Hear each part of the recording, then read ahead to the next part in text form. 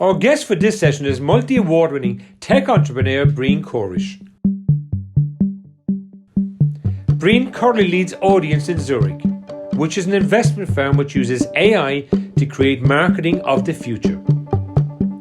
Brian has led marketing, analytics, digital strategy and CX teams to help transform customer experience at companies such as Vodafone and Bank of Ireland. Brian, really welcome to the Mindset Shift. And, as we get into this, I'd like to find out a little bit about Brian Corish and where you're from and your background and all those things before we get into the technical aspect of a growth mindset in the Mindset Shift. Perfect. Thanks. I'm really excited to chat to you. Heard lots of good things. Originally from Limerick, the eldest of the family with the only boy and two sisters. Went living, my mother worked for the bank and my father was a hairdresser. So we, and then I left home early and started my first job, which was being a DJ when I was about 16 or 17, and ended up down in Cork, which is where my actual career began. So, interesting background. So I went from there. I set up in college, went to college in initially CIT. And when I was in CIT, founded my first company, which was, I thought, the only one in the world, but apparently there were other ones I didn't know at the time, which was a digital signage network, so digital content network. Now you see them everywhere. So they're the screens that are in every store, and every digital cinema has the same networks now. We built that back in 2000-ish when Google hadn't even IPO'd, I think, at that point.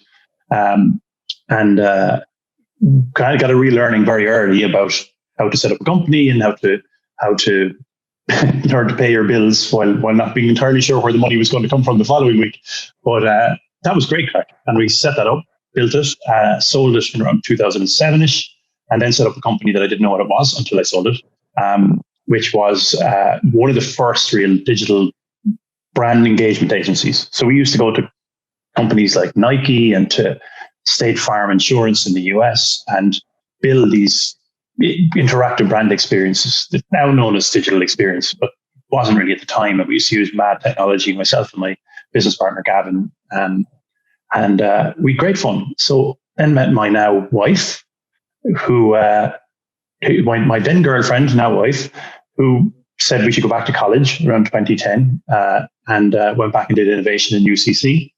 And innovation and entrepreneurship. So I started studying entrepreneurship after being an entrepreneur. And then she got a job and told me that I should get a job too. I totally disagreed. As she told me, I said, great. Well, I'd spent a lot of time in San Francisco at the time. And she said, I got a job. I said, great. So we're in San Diego, San Francisco. And she said, Dublin. I went, oh, okay then. So went from there to getting my first big grown-up job, which is Director of Digital Strategy for TBWA. Back in 2012, I had great fun there, and in being part of a really good team that had to embrace a growth mindset to transform an agency from what was a TV agency to one that increasingly was getting demands from clients to be a digital agency and part of a big global network that's undergoing change. And went from there to Vodafone, where I was head of digital for Vodafone, so led the digital transformation of Vodafone and the digital strategy, working very closely with the guys in London. And got headhunted from there to Bank of Ireland, where I was Director of Marketing Analytics there, Chief Customer Officer there as well. So a big team, and trying to use data to transform a 235-year-old company, which was a challenge and an awful lot of stuff that you learn about yourself and about how to communicate in an organization that size. And I left there last year. And now took a couple of months out, started building this company, and really had the great time of being able to figure out what I wanted to do when I grew up, which took a few months, and decided, right, I need to be an entrepreneur. I spend my entire time trying to convince others of change in large organizations, and I figured out, let's just show them. So I founded Audientz, myself and David, my other business partner. He's in New York. We raised 100 million, and we'll probably have another 100 million coming. And we are just transforming the way marketing works because it's kind of broken. So we're using artificial intelligence from acquiring companies, and we're acquiring agencies, and we're changing marketing from being kind of a 1960s construct of the way things used to work, where there was a group of guys in a room who came up with an idea, and then that idea turned into a campaign. Whereas actually the smarter companies that have taken over the world pretty much use data and artificial intelligence to do that. So we believe that marketing is the next thing that could be completely transformed with technology. So we're going to create a customer acquisition as a service company. That's what we're doing at the moment. So buying a few companies in Germany, one in Ireland we're looking at the moment, and a good few on the west coast of the US. So that, on top of that, trying to keep an 8-week-old child alive and a 2-year-old intent on jumping off the terrace of our place here, which is far more challenging than anything to do with work. But that's my background up to where I am now, at least. Okay, well, we have a lot to cover in that because there's some fascinating aspects. But the DJ one is the first thing I'm going to jump into. So were you DJ in Limerick or were you DJ in Cork? And what was your kind of music genre as that DJ? DJ in Limerick originally, a club that's long gone called The Works. I started DJing at 14, then went to one called Strictly Rhythm, which was above it, then Docks in Limerick, which was an institution at the time. And I was stolen from there and brought down to Cork, to the PAV in Cork. So if you're from Cork, everybody knew the PAV. When the PAV had just opened, Pavilion, back in 1990-something. And then had played in London, played in Dublin. In Cork, I played in Havana Browns when it opened. I was the first DJ in Havana Browns, and then set up my own club upstairs. I was always a house music guy, but DJing teaches you an awful lot, weirdly, about really business, really. And I still use it. And my business partner was also a DJ. So I should say I loved house music, and that's what I wanted to do. But if you're DJing in Cork, you can't just play house music. You have to play whatever the people in front of you want. So it teaches you an awful lot about being customer centric. It's like, I'd love to play this house track, and then there's a lot of people who don't want to hear it. So you need to adapt pretty quickly. So that was my first job. I loved it. And it kind of set me on a weird trajectory where my first job I loved so much that I just couldn't wait on a Saturday night while I was working 6-7 nights a week. I just couldn't wait to get to work. The day was kind of passing until I got to work because I just loved working so much, which sets this bar when you go to work in a normal organization. You can't keep that all the time. But it was, I loved it. And if I'd probably still be doing it if I hadn't driven myself half deaf by doing it for so long. But it was great fun. Yeah, I'm from Cork, obviously, Brian, so I'm familiar with the PAV and I'm familiar with Havana Browns. And it's fascinating because the PAV before that was a cinema, which was a very famous cinema in Cork in the 60s and 70s. And, you know, and then it changed hands in the 80s, and then it became, as you say, very famous in the 90s for music and stuff. But what's fascinating about being a DJ, my brother was a DJ for a long time, and he used to have the same challenge. He wanted to play a certain type of music. So his music that he wanted to play was this sort of the 60s and 70s, you know, the pop music and that. But the audience wanted, we'll say, 80s and 90s in addition to the 60s and 70s. And he used to have a real conflict in dealing with the audience. And I would say, well, they're the customers. You know, they're the people who pay the bills. Yeah. You know, you've got to understand that they're the center of the philosophy.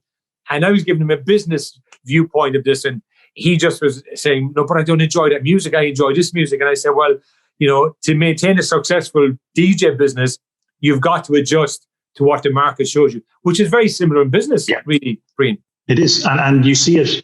And I used to see it that the DJs who were commercially successful were the ones who got that message. The ones who'd read the dance floor, read the people in the room and say, you need to change that music quickly. The ones who belligerently stuck to, this is what I'm going to do. I'd say the percentage of them that became very successful was smaller because they that inadaptability to change. And you see it in business all the time. You see companies who, no, this is the way we do things. Okay, but the world around us has changed and customer demand has changed. No, but we're good at this. So we're going to keep doing this. This is what I like doing. And it really does teach you an awful lot. And I actually brought some of those learnings to even large organizations.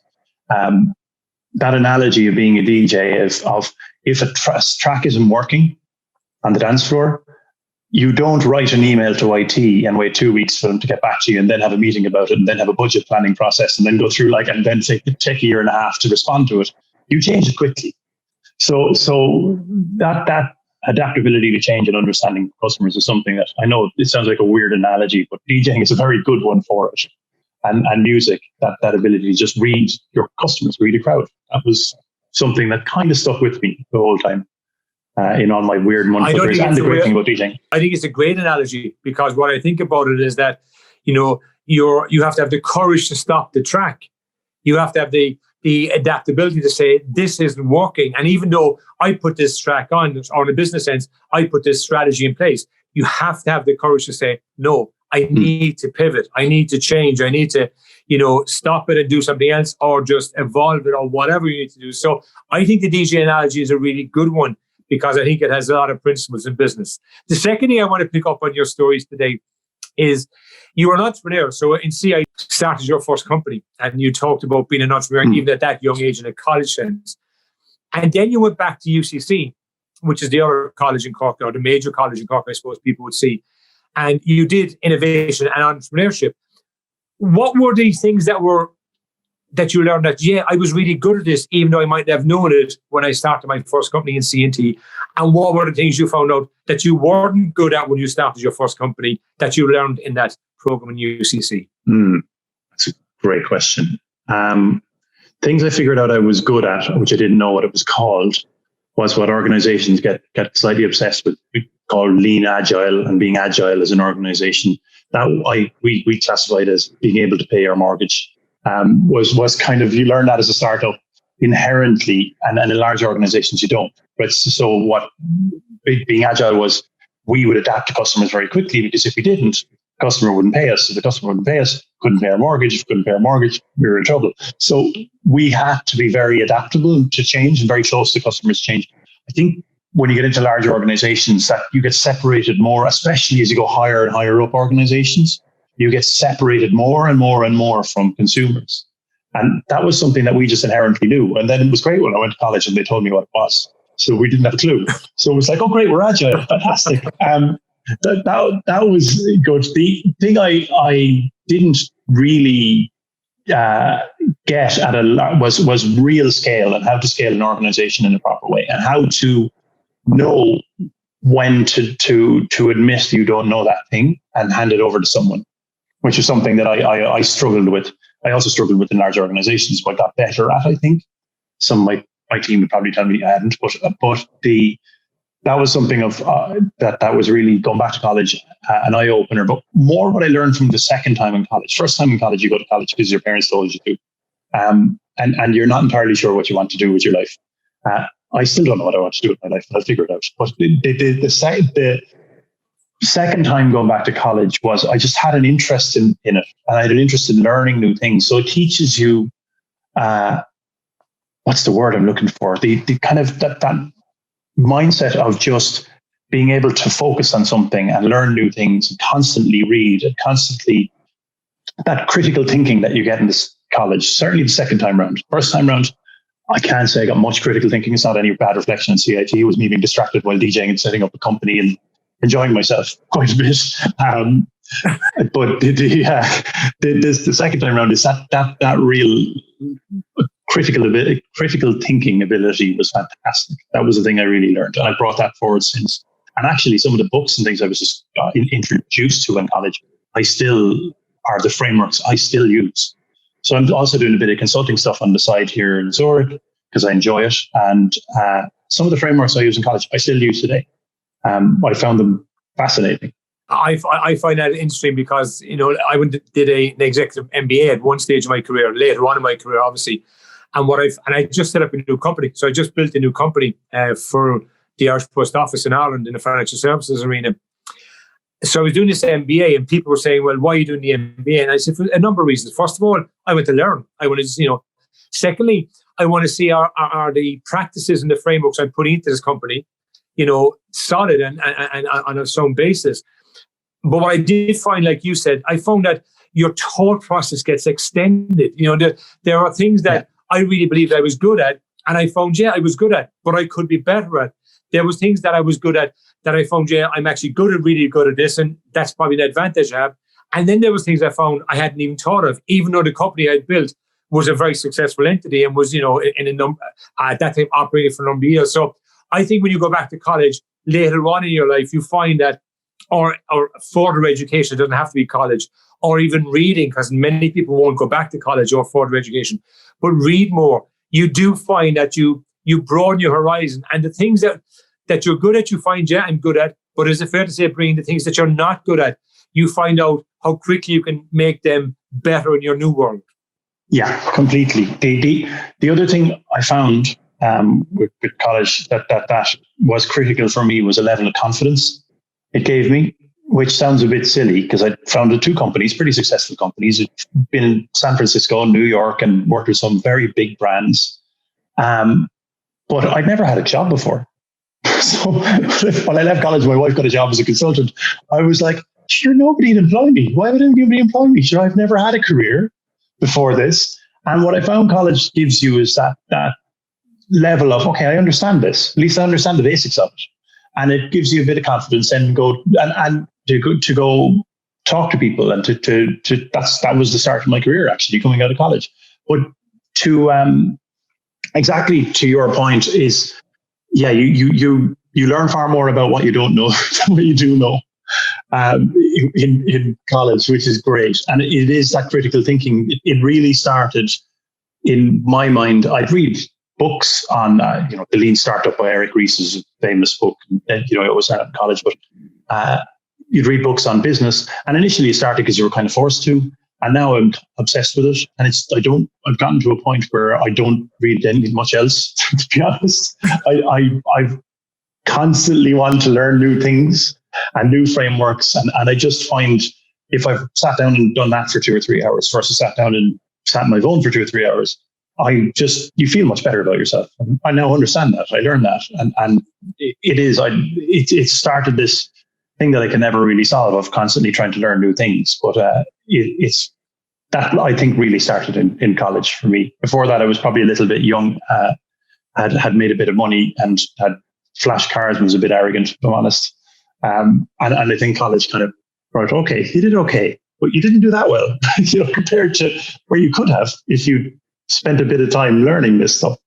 So, completely agree with you. And I also think the important thing as well, though, it does actually reinforce what you're good at as well, not just what you're not good at. But what was interesting as well in your story, you talked about the fact that your wife said it's time to get a job, sort of time to grow up and, your partner or your girlfriend at the time and get a job.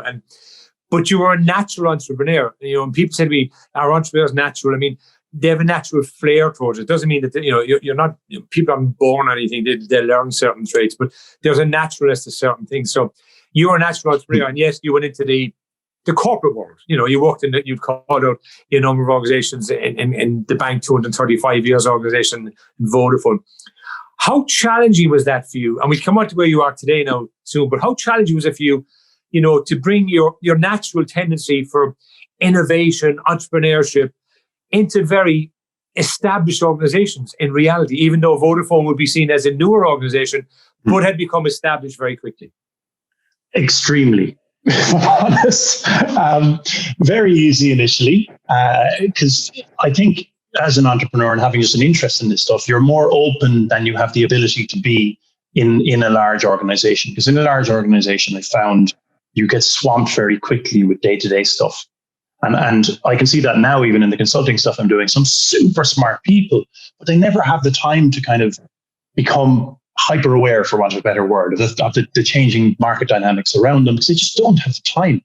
And I found that was something I could bring to organizations very quickly. And I had a nice transition too, by the way, going to the likes of a TVWA, creative agency. It's somewhere between a mad party house and a very serious corporate organization. Yes. The agency world is, right? It's great. Everybody hangs out together, we have parties, but then we work very, very hard and we forget weekends sometimes because we work straight through. But it was a nice introduction into large corporate. Then you go to Vodafone, which is a massive, top 500 company in the world. And I had a fantastic CEO with Anna Leary, that woman, who was very supportive of what I was trying to do. in terms of driving change in that organization. Without that, I'd say, and it's not a reflection on Vodafone at all, I wouldn't have lasted more than 6 months. And it was not because of the organization. I didn't have the tool set to be able to cope with how to drive change in that organization beyond an entrepreneurial way, which was, this is what we need to do. This is pretty obvious to me. Is it obvious to everyone else? Come on, let's go do it. And realizing, no, that's not how that works in a large organization. You have to bring lots of stakeholders along. Some of them, and I'm not using Vodafone as an example here, and actually I'll use my role after it, are not looking to change the whole while. They're quite happy with the way things are. And understanding those motivations and trying to bring those people along was something that was difficult. I found I have a natural kind of passion for where the future is going. It's the thing I love. I love studying it and understanding what are the consequences of the consequences. So we're all working from home now. How's that going to change our lives? What technologies will emerge as a result? And I found over time I've become pretty good at predicting those things. That has this weird effect in a large organization. I found just half of the people go, this is incredible, let's go. And everyone gets in behind you. The other half go, no, that's terrifying. And they won't change. And sometimes and initially, this is down to mindset, and we might get into this a bit later. Initially, my lack of maturity in those organizations was I just couldn't understand how they couldn't see it. And actually, they could see it. But they, as everyone does, brought it down to their own personal impact. And went, well, if that happens, this changes, then my job won't be here. My job's not here. I won't have an income if I don't have an income. And yes, they might agree with you, hypothetically. This is the way that things are going to go, and this is the change. And absolutely, that's it makes perfect sense. But it'll impact me and my family first, so I'm going to stop you. So trying to understand that dynamic took a long time, and took to be, I think, weirdly, I got better at it because I invested time in it. I think the time I realized it most was when I actually left and was able to take a few months to just think and come to the realization that most of the time it was me was the problem, not the people in the room. It was the way I was communicating those things. So it was a huge transition. And the other thing being an entrepreneur is you're kind of in control of your destiny a bit. Right, we're doing this. Has everybody agreed? Yeah. And most people are, because the people who work for you, the people who join because of the vision you had for the organization. In a large organization, you're a small part of a big wheel. So that influencing skill was something that I had to learn fast. I can't say I was as good as some of the people that had been there 20 years, but I got better at it, but it was a big challenge personally. It's interesting you talk about communication and influencing, because that really, in legacy organizations, because legacy organizations don't have to be large, they can be also small in the sense of trying to, incorporate change. But it does come down to your ability as a leader in this context to communicate, to influence, and to get people to buy into a vision. And, in your world now, where you are now, it's you, it's your partner, it's you're in control of this in that sense, where, I find at times in my experience with different backgrounds with similar challenges, is it's a really big challenge to have that sustainability of the effort of communication and of influence. And I think sometimes, as you made a point in your case, Brian, it's you didn't eventually stay with it, in the sense of, or deliver what you could have from the communication and influencing point of view. Let's talk about where you've then decided you're going to move into this new world. You raised 100 million, you said at the start of the chat, and you're going to raise another 100 million. It's all about AI. It's about basically, using technology, data, and AI to create the future, really, in a marketing sense. I'm very interested to know a bit more about that, Brian. Sure. So what I learned working in large organizations, and to my point, a bit about frustration, which was actually something that mentors helped me with an awful lot for the NMIGR Bank of Ireland, was I could kind of see where things were going to go. And there's usually a disconnect between the pace of technology change and the pace at which people and then organizations will adopt it. And I was always out here going, this is obviously where things are going to go. But there wasn't a real commercial path for large organizations to take that leap. And I had this conversation literally with the CEO of Vodafone Group, And at the time, there was a brilliant guy called Vittorio Colau, who was one of the top CEOs in the world. And I had breakfast with him. We did kind of an up-and-comers breakfast thing, and I had breakfast with him. And he explained it in a really nice way. And he said, well, as a large organization, you are driven by delivering value to your customers and your shareholders. You can't, most companies can't take big gambles out into the future that's 3 to 5 years, because they have quarter by quarter results they have to deliver. And he said, so, and it was that realization of, okay, I can't drive the change that I believe the future is going to bring inside these large organizations. I can do it for them, but I can do it outside these organizations. And the companies that have benefited from this weird dynamic of large organizations with shareholder expectations of how they would change, and that gap, have been, well, 3 companies really: Google, Facebook, Amazon, Apple actually as well. And they have just dominated the market. I mean, to the extent of marketing, which I'm just about to talk about, is it's about 210 billion a year spent on digital marketing. 175 billion of it goes to 2 companies. So there's something really wrong there. So it's Facebook and Google have 175 billion of the 210 billion spent every year globally. And Tencent in China takes another 15 billion of it. So actually, in the Western markets, they own the market. And that's not a particularly good thing for anyone, really. So what the hypothesis of which we founded this company was something that's been in my head for a very long time, is that the future will be dramatically different than today. And what I mean by that is we're at this amazing inflection point in history that COVID has accelerated, where since 1962, technology has been doubling in speed, processing speed has been doubling in speed and halving in price every 2 years. That law has now been broken. So what that means is your smartphone is about 1 billion times more powerful than all of the computers in Cape Canaveral when the shuttle was launched. The average processor for €1,000 now is about 1 trillion times more powerful than a processor was in the 60s. No other industry has had that level of just exponential increase in capability and technology. And the net effect of it is that we're at this point where now customer adoption of that technology is starting to join this exponential curve, and more and more things are getting digitized. So an example was back in 1997, ASCII Red came about, the first ever teraflop computer. It's 1 billion floating point calculations a second, massively powerful computer. It cost $55 million, was the size of a tennis court, and it used the power of 800 houses. And in 2006, the PlayStation 3 came out. It was 300 quid, and it was 2.2 teraflops. It was 25% more powerful.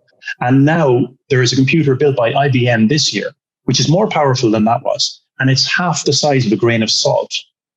And they now have the Freescale chip, which is 75 cents and is the size of a dimple on a golf ball and is the same power as those computers. So what you're starting to see is technology will be embedded into everything. You're already seeing it in automotive. Cars are starting to get sensors built into them. Cars are starting to drive themselves. And as more and more businesses get connected, they're all going to exponentially increase in power. And the thing that's going to be driving this dramatic change in every aspect of our lives, not just marketing, is AI.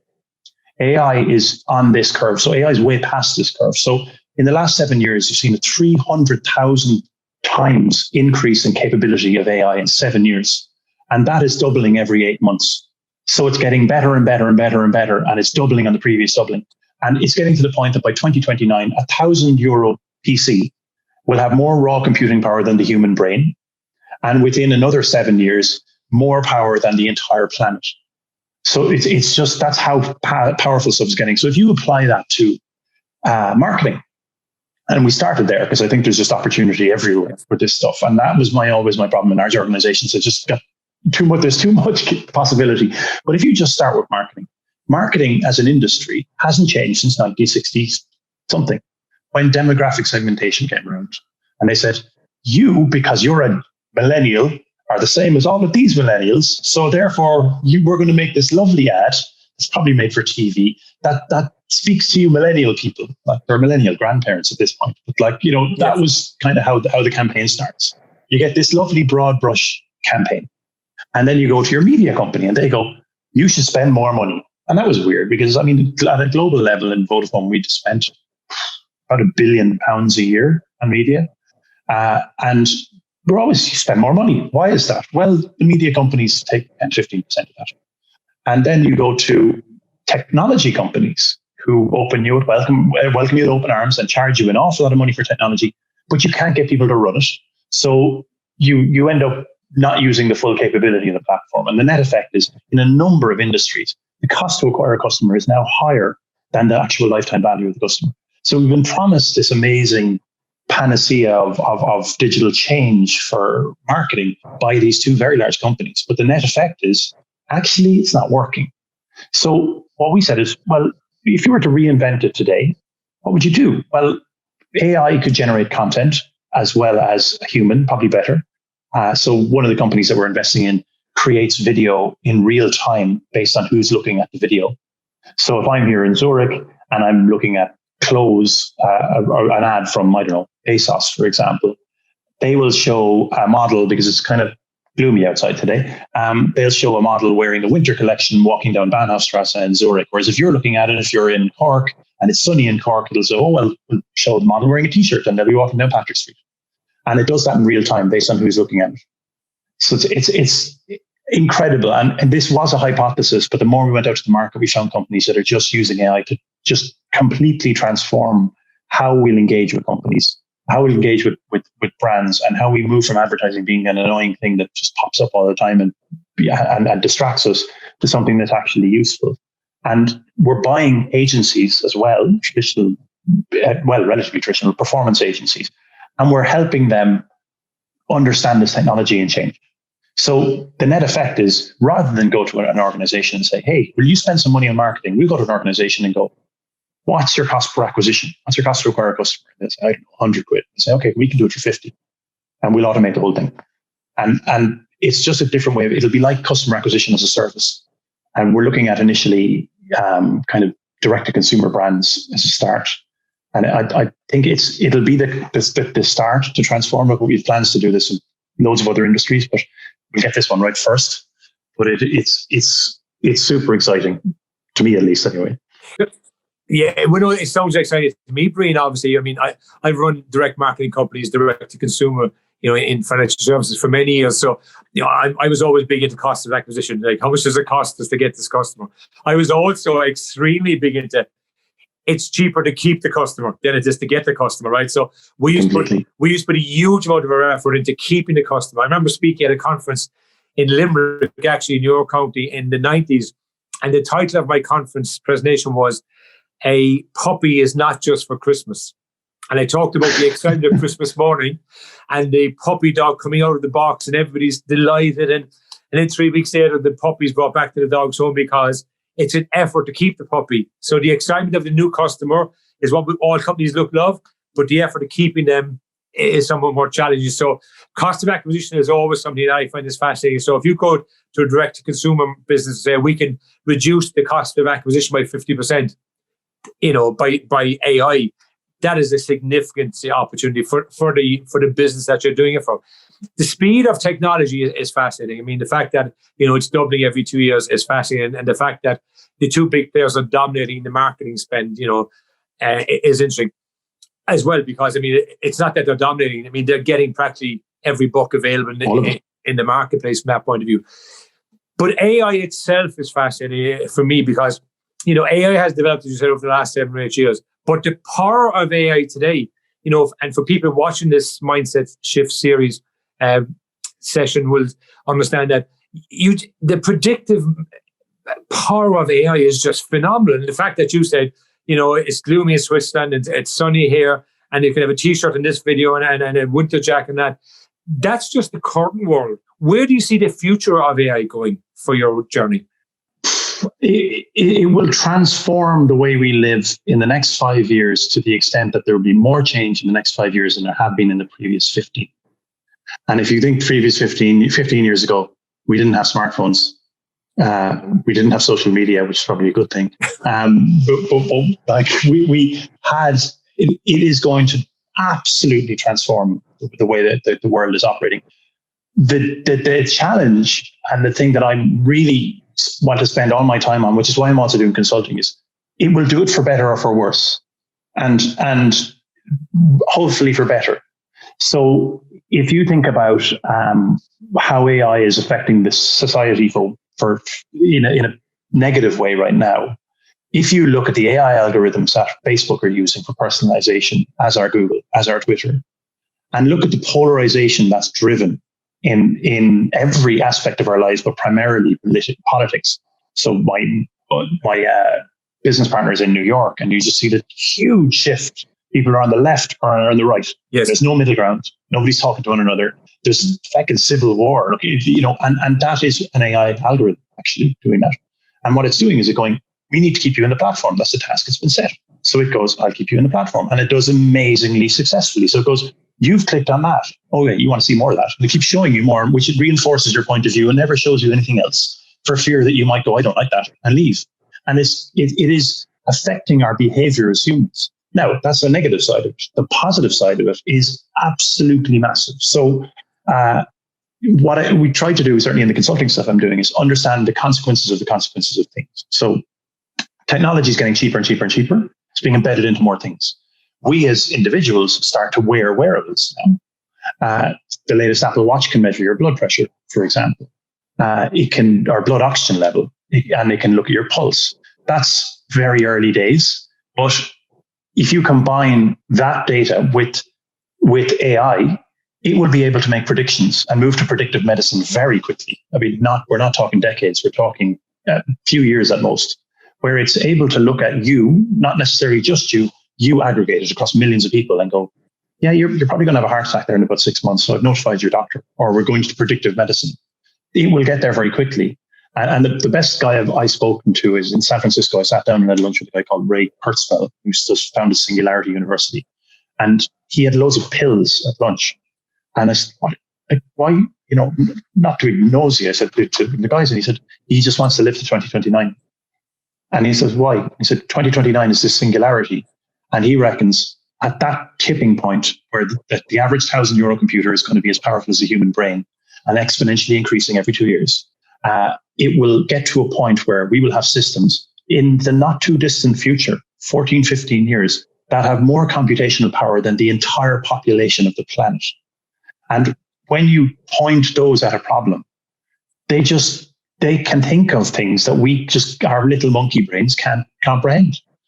And that's where AI has the potential to go. It's dangerous in that if it's not governed correctly and it's left in the hands of companies who are using it purely for shareholder value, it's really dangerous. But the upsides are massive. I mean, the simple things of my car downstairs, I bought a new car in April. It sort of could drive itself. Then it updated again, and now it's getting better. And now it recognizes traffic lights, and now it can go around roundabouts. Now it parks itself. None of those features existed when I bought it. And it's a neural link in the car that's constantly learning and just getting better and better and better and better. And we're at this point now where if you think of an exponential curve as going that way, we're just at where the curve's starting to go up. And this is a genuinely, whatever about COVID, it has accelerated things. This is a pivotal moment in history. We will be telling our grandkids about this stuff. Do you remember the analog times? Remember these times when, you used to go to a physical building called a bank to take out pieces of paper or represented money, or when you felt funny, you went to this guy called a doctor, and he had to try and figure out what was wrong with you. They'll be like, what are you talking about? Or you drove your own car, or you owned a car. Like, they won't comprehend, because the change will go from, oh, look at that cute little AI can do what a monkey can do. And in 2 years, that AI is more powerful than Einstein, to, oh, Jesus, look what it's doing now. And it will just, it's going to be very difficult, because as humans, we're not built to comprehend exponential change. We operate in a linear fashion. It's going to be extremely difficult for us to be able to predict, actually in 15 years' time, society is going to be absolutely different.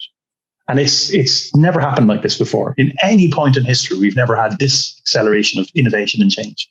So sorry, I get carried away because I'm fascinated by it. No, I'm actually, I really enjoy it because I'm smiling to myself.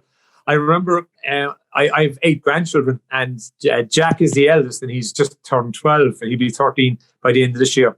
But I remember a number of years ago showing him a VHS tape. We were going to look at a VHS. a tape of me playing sport at one point in time. And I said, I must get the video, the VHS. And he just looked at me and he said, "What's that?" Like, "What's that?" And I said, well, this is the VHS. This is what we, and he's just looking saying, "Well, I've never seen that. Like, what does that do?" And I said, "Well, you put this into the television, the video recorder." And he said, "What's a video recorder?" I just found out to myself, that is fascinating. I mean, just in his young lifetime, okay, the change that he now takes for normal and for granted against what I grew up with, say, in Cork in my lifetime, is so different. And as you highlight, it's going to get quicker, much, and be so different, much faster, which brings great opportunities. There's obviously challenges, governance and all those type of things. I mean, even the COVID challenge at the moment is interesting because all the vaccines that are currently, near the end of their completion and hopefully successful to get the world back to a more normal environment are only created because of technology. It's technology has got us to this point. I mean, if we were still in the world where technology was, distant, we wouldn't be at this space. So there's so much positive in it. Then let's talk to you, Brian, about 2020. You're starting out, big investment, obviously getting bigger and more investment coming in. What was your strategic plan for the company for this year? What was your kind of forward-looking back at the start of January for your organization for this year? Well, the strategic plan was, well, there's a multifaceted answer to that question. The strategic plan was initially we're buying customer relationships essentially by buying these agencies, and we're being very specific about the types of customers we're working with. So Uber would be one of them in one of the companies that we're looking at in the West Coast, East Coast. I always get them mixed up. East Coast. In the States, HBO, Go, those sort of subscription D2C brands are the types of companies that we're starting to work with.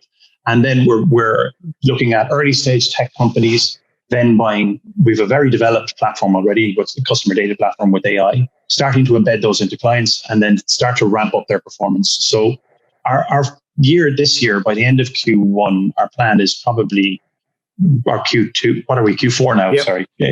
With the end of Q4 this year, our plan was to be on track to have about $50 million in revenue. We should be close to it. Okay. I mean, COVID has been a bit of a hit, not to our revenue, but just to the revenue of the organizations we've been buying. And then we'll probably be ramping up to about $250 million of revenue by the end of next year. And we seem to be on track to do it. A lot of the stuff that we started with our strategy was a hypothetical stuff because it hadn't been done before. But as we went to the market, we realized some companies are doing some parts of it. And what's been really interesting is since COVID happened, they've become hugely successful, which has been a bit of a pain because we couldn't buy them. But it's really validating that this is the right thing to do. So that's our plan. But our longer term plan is really to just transform the whole thing within 36 months, transform the way marketing is done from this old school way of pondering to literally a system that you go, I want this many customers at this cost, switch it on essentially. And that would be the way that's our plan. That's what we're trying to build. So we have a development team in Porto that's doing that already. We have a CDP, a customer data platform called Velocity, which has just won the best CDP in the world. It's won a lot of awards, and that's a really mature platform. So that was our plan. There was a lot of adapting as the year went by when we realized this isn't 4 weeks. Everything's locked down. And that was one of the things. David, my business partner, was also an entrepreneur. So that was actually one of the reasons that we got funding so quickly, we got investment so quickly, is what I discovered at the level of these investors that we're dealing with. A guy who probably wants to remain nameless, but he's worth about $9 or $10 billion. So 100 million here or there is the sort of money that we lose down the back of the sofa compared to for this guy. He invests in the people and he doesn't invest in the model. He goes, the model makes perfect sense. Yeah, that's great. So when the model's wrong, how are you going to change and how quickly? So he looks at the mindset of the team. He doesn't look at necessarily you could have the best model in the world. He doesn't want planned followers. He wants people who kind of are adaptable to change. So somehow we convinced them when we raised some money. So we're pretty new. I mean, we went from this being a hypothetical thing in the start of this year. So when lockdown happened, the conversations really started to really only getting going in August, September, to closing acquisitions this month, probably. So we're moving pretty quickly. But yeah, it's been fun. You made a point that, that you're going to generate almost your 50 million in revenue for the year. And if you don't reach it, it's because of other factors outside of your control, water. But you did have to do some adaptability during the year. What was the big adaptability you had to do, because of COVID? Well, COVID was actually good for us in some ways. Okay. In that, what I've spent my career doing and frustrating a lot of people was trying to I think the term, some hockey player, not that I know anything about hockey, but they asked him why he was so good, and he said, I don't skate to where the puck is, I skate to where the puck's going to be. And that's what I've always been trying to do, but my estimations of when the puck got there was usually wrong. But what we found with COVID is it's been a huge accelerator of digital change and a huge accelerator of transformation to these models. Yes. So we were really focused on e-commerce. I mean, COVID has been the greatest accelerator of digital change ever. Yes. It hasn't been if you look at over the last 16 years, e-commerce has grown to about 16% of the global economy, and it's been growing 1% every year. In 8 weeks, it went from 16 to 28%. Yep. So we got a decade's worth of growth in 8 weeks. So we're starting to see this huge change. So in terms of our adaptability, that's been great. It's been good and bad. It's been good in terms of it's validated the model. More and more people, we've got more and more interest. What's been bad is a lot of the companies that we were speaking to are like, we're making so much money, we don't want you to buy us anymore. and that's been an issue. So we've had to change, and we had to focus on actually taking some slightly smaller agencies, grouping those together, which is a challenge too culturally, which is something we're really mindful of. We're buying the agencies for the culture rather than just buying them for clients, because we want the people in those agencies to stay with us. And we want them to be adaptable to change, because they have to be, because the technologies we'll be developing will make their job redundant. So we need to not fire them. We're not going to take that kind of draconian cost-cutting measures that a lot of large corporates do. We're going to say, well, we're going to have to continually invest in you upskilling and changing your role, because your role is going to change whether you like it or not. And this, I think, goes for everyone in the next 3 years. What's interesting is the fact that some of the companies you had lined up to purchase are now, doing so well that, they're gone off the radar for a period of time. And then you look at some other opportunities. But I'm very interested in the point you said there about, what tends to happen in many organizations. I come in as the new CEO and I cut costs and we increase our profits, but it's really, that's kind of easy to do, Brian, in my experience. It's very easy to do that.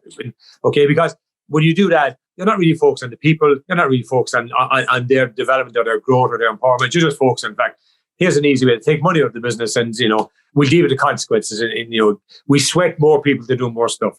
I've always been more interested in the fact that let's see what we can do, to upskill people, to empower people, to grow people in different areas.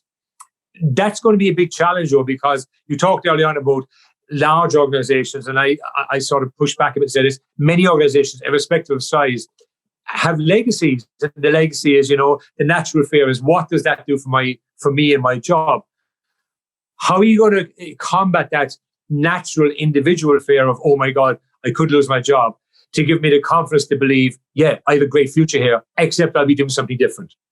So I'm going to use some of the stuff I learned from financial services. This is the honest answer. So if you look at how financial services have globally have digitally transformed, as we call it, for want of a better word, what they've done essentially is employ some technology to automate some stuff and fire a load of people.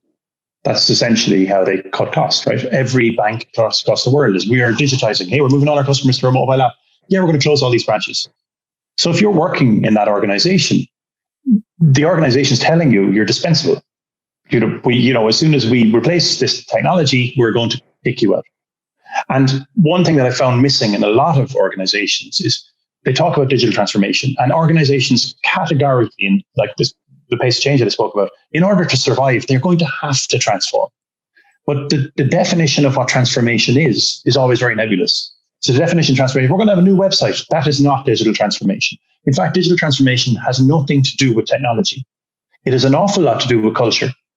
And one of the things to answer your question is I like a digital culture is a couple of things. A digital culture is data driven, it's customer centric, it is agile, and it doesn't mean that we all become scrum masters. It means we're adaptable to change.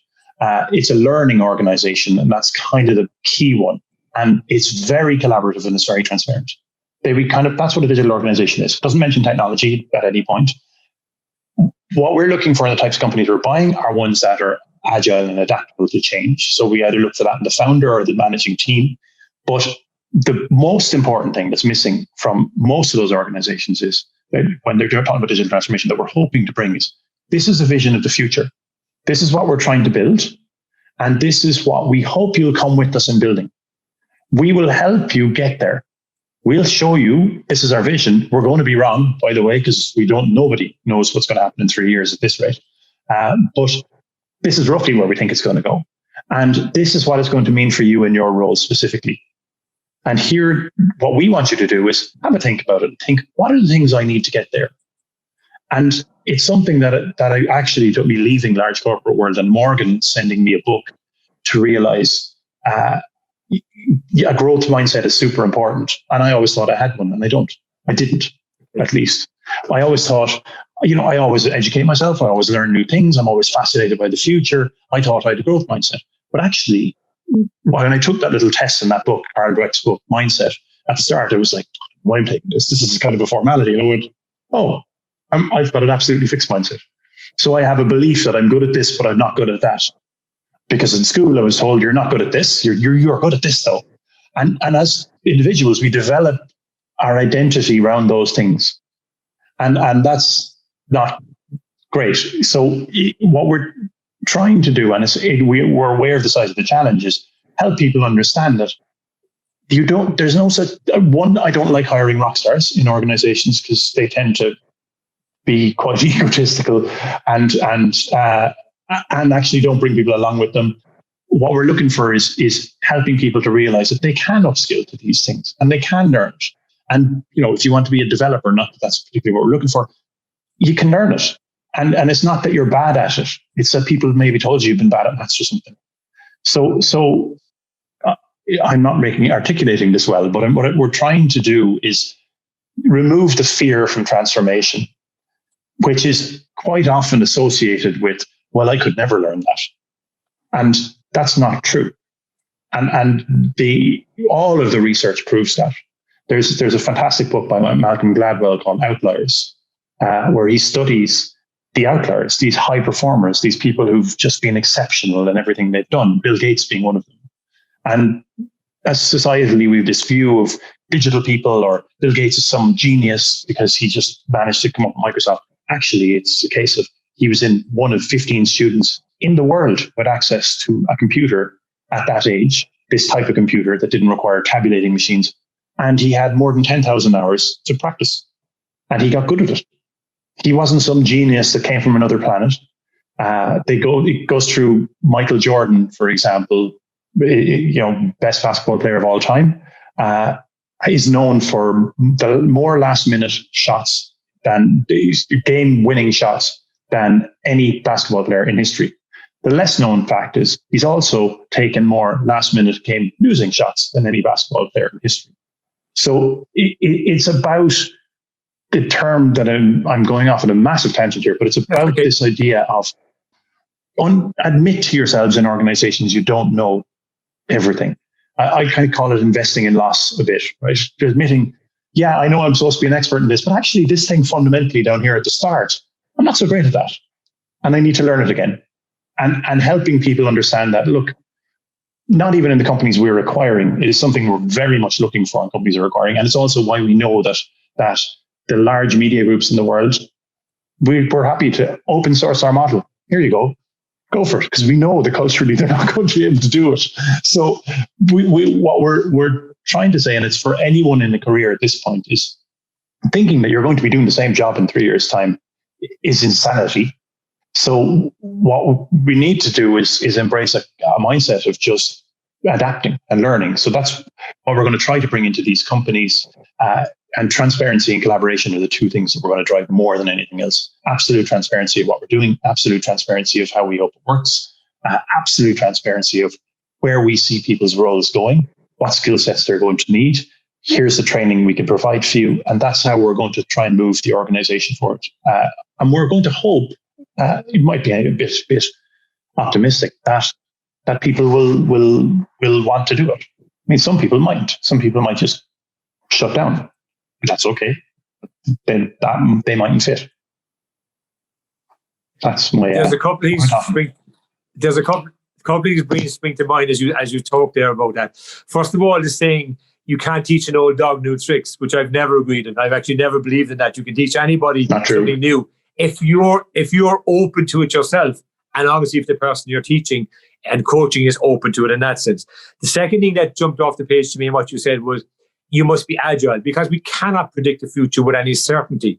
Okay, we can learn from the past, obviously, and that's where data is very important, because data gives us previous information and current information and predictors of the future. But agility is going to be very important for us to obviously to make, success or whatever that will be in the future. But I really was taken by the big focus on transparency. So in my professional career as leader of many organizations, I was always a great believer in open communication.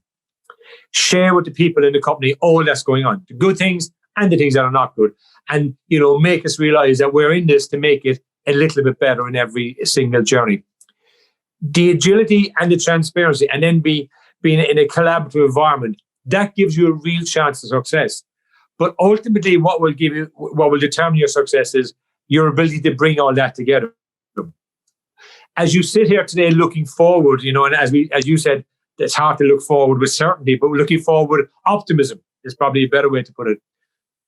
What will be the core thing for you as the leader and your partner in New York, David, as the leaders, to bring all that to fruition?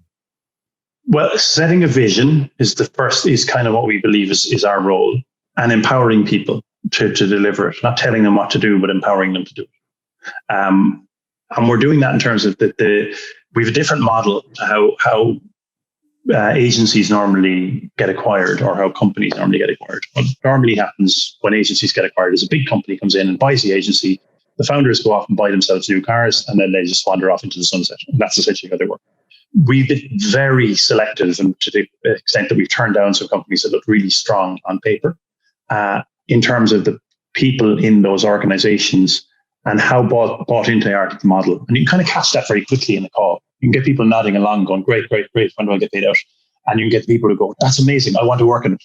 And what we're trying to do is we're going to create the team that will drive this change from those people. And what we're doing is, if we're successful, this is essentially transitioning a services organization into a technology company with all the wonderful valuations that go with those things. But that team, the incentive to that team is to drive this model forward, and the incentive to the people underneath them. So very much in terms of how we're going to distribute profits as from scaling this to those people. That's kind of, we don't see our role as being a prescriptive leader. We know we have a strategy and where we want to go, but what I've found is my kind of key learning from an entrepreneurial organization versus a large corporate. I've worked in both, and I understand why the frameworks now happen in large corporates. Is in large corporates, people are rewarded for following a plan. Yes. In entrepreneurial organizations, people are rewarded for delivering something and delivering an outcome. So that reward structure we're still trying to figure out. There's a great book by Fred Kaufman called Conscious Business, which is really interesting. He was the HR guy in LinkedIn, and I was lucky enough to meet him a few years ago. And what we're trying to do is really get the organization away from that. I know that processes are going to have to go in place as we scale, because we're going to be a pretty large company. Yes. In a few years' time, we have a couple of $100 million in revenue. We're a big company. What we really want to do is, here's the goal. Here's what we're trying to do. Here's our kind of purpose as an organization. Here's how your teams contribute to that. Now, how you do it, we can give you some guidance, but you're smart enough to figure this stuff out. So you guys can test and learn stuff. If stuff doesn't work, you don't need to be telling me, just kill it. We don't want that I've seen it before. It's like, let's follow this plan come hell or high water. But it's a terrible customer experience. Yeah, but I'm rewarded if I deliver this plan. So, I'm going to do it. And we don't, if that happens, we failed. So that's kind of how we see our role as leaders of the organization is really that.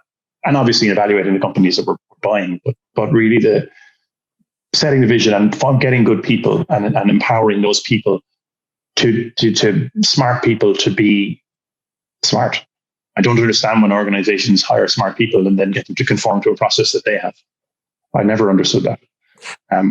It's probably why I never fit. That's actually, that actually is, to me, is a fascinating point, because as you were talking there, the word that kept coming to me was, empowering people to make decisions, empowering the DJ to stop the track and say, don't keep playing the track. Like, go back to what we started this session about, the DJ and playing the track that nobody's dancing to. And, they're all saying, will you play something else? And you said, no, I must play this track because I like it, or I've been told like it in that sense. The other thing I think is fascinating, though, is the journey will be very exciting, Brian, because the culture you have to create, because that's not easy. It's not easy to create a culture, even in a new organization, that really empowers people. Because look, you're going to be a couple 100 million organization. You're going to be a large entity within a number of years, right? So, there are requirements for you. There'll be processes required, and et cetera, et cetera. But to really stay true to that culture is going to require a growth mindset. And what's interesting for me is in your book test of your growth mindset, you said you failed. Sometimes I often wonder, well, really, because a book tells me you failed, have I really failed? But what do you, this series is called The Mindset Shift, so people shifting their mindset, right? What do you see as growth mindset? So I did fail at growth. So growth mindset is having an understanding that you can learn new things that you didn't think you were good at before. And having an understanding you're not, as we've been programmed a bit, genetically built to, I'm good at these things and I'm not good at these things. It's that idea of, I apply it to my kids now, which is really the kind of the thing that made me sit up and take notice of. I don't want to completely, I'm going to mess them up in several other ways, I'm sure, but I'm trying to hopefully not mess them up this way, is having a real appetite for learning and an understanding that with enough time and repetition, you can get good at something, whatever that thing is. That's essentially a growth mindset. Is my definition of it is moving away from and I still see it a bit of, no, I'm not good at science. Really? Just spend 10,000 hours at it, you'd be good at it. It's like that, and it's societally we make that worse, I think. We put people who've been successful up on this pedestal that they must be geniuses, and then we listen to their points of view, which are stupid in some cases. Elon Musk talking about coronavirus. I mean, brilliant guy, but seriously, you don't know anything about this stuff. Stop talking about it. But we listen to him because he's a genius. No, he's not a genius. Well, actually, he's a bad example. He probably is. But the majority of people who've been successful in their lives have been successful because they've focused on one or two things, and they've relentlessly dedicated their time to getting better at those things. And that's what a growth mindset essentially is. The other thing I try and combine it with is there's a book by Richard Koch, I can't pronounce his second name, called the 80-20 principle. And it's this ridiculous idea that's come out of the States, it must be said, and social media is making it worse, of you must work 120 hours a week. And you've got this hustle, and you have to have a side hustle of a hustle, and then you've got to have another thing, and it's just idiotic. Actually, realize that for most of your life, the stuff that you're doing, 80% of it is just wasting time, and 20% of it's bringing you all of the value, whether that's in your personal life or at work or whatever. And so to summarize it is understanding what that 20% of things are. Just literally take a weekend of trying to figure that stuff out, and then apply yourself to it. And that's kind of what a growth mindset is. When you apply yourself to anything, you can get really good at it. That's kind of my terrible summary of what I think a growth mindset is. I haven't articulated that particularly well. But that's my view of what I think it is. But I think you've articulated really well, okay, in that for you, because it's your view of it, and that's very important. The second thing is I talk to clients and people I work with about you must pay the price. I'm a great believer if you want to be successful within yourself, you must pay the price, whatever the price is for whatever you want to be successful at. And you talk about 10,000 hours, and I've often heard people say if you spend 10,000 hours learning golf, you'd be a great golfer. If you spend 10,000 hours learning the basketball, you'd be a great basketballer, etc. Scientists, all those type of things. That seems to be the magic number in that sense. But the message to me that I would say, for what I have found is you must pay the price, and you must also be open to pay the price. And you must be open to understand that you're really good at certain things, Brian, and there are things you can become better at. And, our society teaches us, particularly from an Irish perspective at times, you can't say you're good at this now, because that's not what we say. You can definitely say you're bad at things, okay? Well, so I would always say to people, we're good at, and what we're yet to become good at, or we're not good at, with the same lens. They're just, but I love the point about the openness and the fact that, you can become good at it if you're prepared, in my philosophy, to pay the price. For me, what I'm fascinated about today, Brian, is that, your journey has been fascinating. I love the fact that, you're a wannabe Cork person. I know you would love to be a Cork person, just in a different Cork, who moved to Cork and married a Cork lady. So that was, and, you're an entrepreneur at heart, but you've also had the experience, which is critical now in bringing your journey forward of understanding the differences and the similarities in legacy businesses as I describe them, or large organizations as you describe them, and new entrepreneurial organizations. But you have a really exciting journey ahead, which actually I believe, will be exceptionally successful. So as a guest of the Mindset Shift, I want to thank you so much for taking the time to join us. I'm fascinated